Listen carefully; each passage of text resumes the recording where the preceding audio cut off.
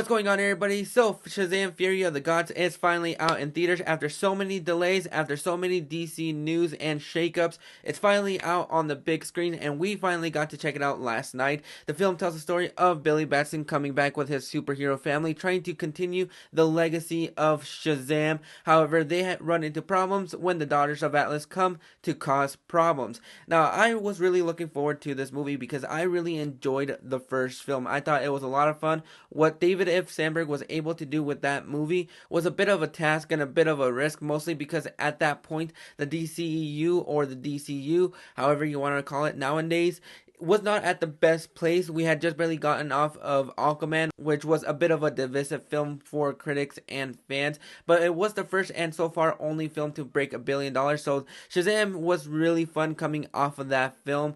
And with Shazam Fury of the Gods, David F. Sandberg comes back with Zachary Levi, Asher Angel, Jack Dylan Grazer, with newcomers Lucy Liu, Helen Mirren, and Rachel Zegler. Jaimon Hansun comes back as the Wizard, and for the most part, I really enjoyed some of this film. I don't think it's as good as the first film. I thought the story in this movie was a little bit more scaled back. I was not able to get into it as much as I wanted to, but the family dynamics that we enjoyed and loved about the first film stays intact with this movie, and that is something that holds this film together from beginning to end. You feel the dynamics, you feel like they've grown over the years. At points, it doesn't feel like they grow all too much, especially when it comes to Asher Angel's Billy Batson, but other than that, the dynamic that the family have together is really integral. You don't see them as their younger counterparts as much as you want to, but you're mostly following them as their superhero alter ego. There's a lot of great action sequences. A lot of the action sequences I really enjoyed. David F. Sandberg was able to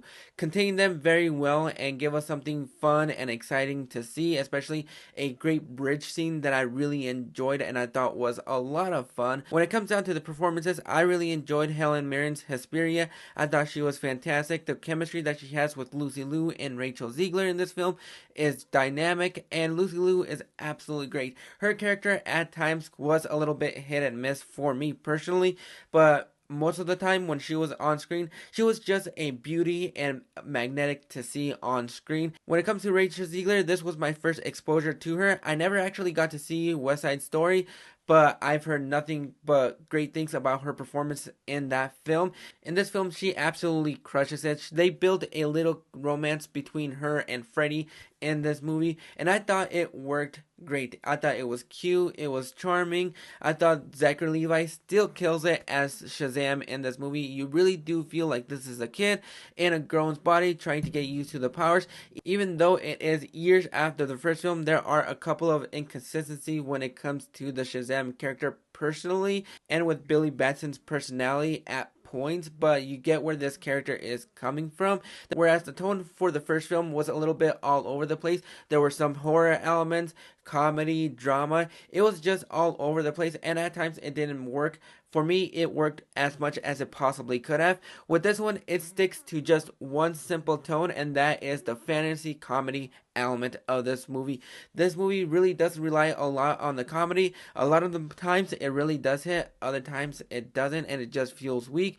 But I still had a lot of fun with this movie. A couple of gripes that I had with this movie is the fact that there are a couple of pacing issues. Some of the story in this movie I was not able to get behind on. I felt like it was dragging on a little bit too long, and it really doesn't feel like a lot of these characters are menacing as much as you want them to be. Some great CGI here and there. Sometimes it's hit and miss as well with the comedy, but other times it actually worked for me personally.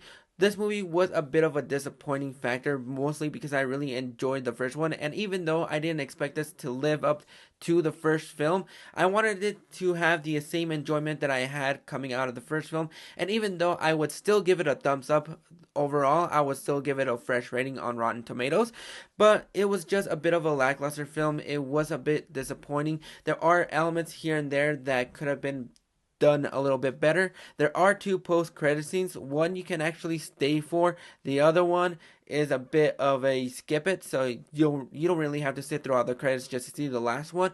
But overall, I really enjoyed this film. What David F. Sandberg was able to do was just honing it down to the comedy, keeping that family aspect intact together. That is something that I really enjoyed, and overall, I'm going to go ahead and give Shazam Fury of the Gods a 6 out of 10. But those are my thoughts on Shazam Fury of the Gods. Have you guys checked it out? Did you enjoy it? Are you done with the DCU or the DCU, however you like to call it? Go ahead and drop those thoughts in the comments below. And if you like this video, go ahead and click that like and subscribe button so you don't miss out on more. Click that bell notification so you get notified every single time that a video pops up. And we'll catch you guys on the flip side.